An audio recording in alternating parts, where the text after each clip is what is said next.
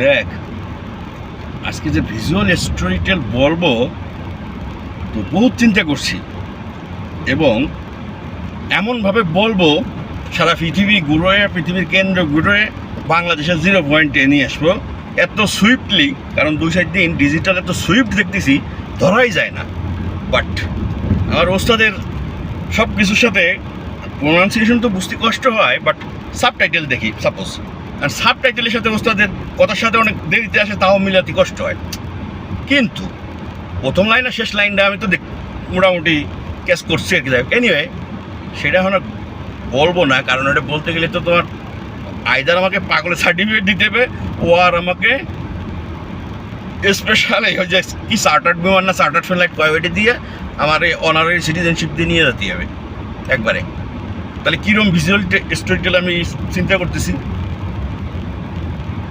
তো এনিওয়ে, এটা বলতেছি না, যেহেতু শিক্ষা প্রতিষ্ঠানের ভিতরে ঢাকা বিশ্ববিদ্যালয়ের তো শিক্ষা, আজকে শিখলাম কি বাইরের কাছ থেকে 4 প্রকারের শিক্ষিত মানুষ আছে।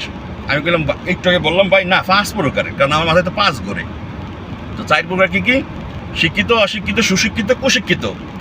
আজকে বাইরে বললাম ভাই আরেকটা আছে, সেটা হচ্ছে স্বশিক্ষিত। তো ভাই বলো যে তাই তো।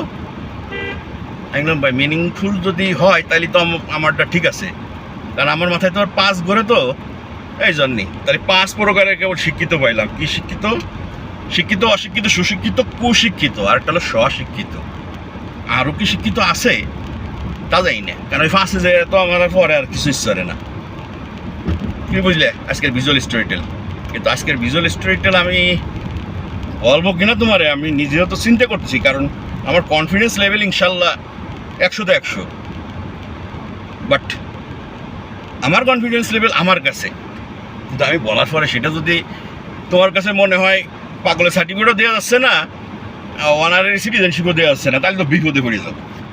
কারণ রেসপন্ড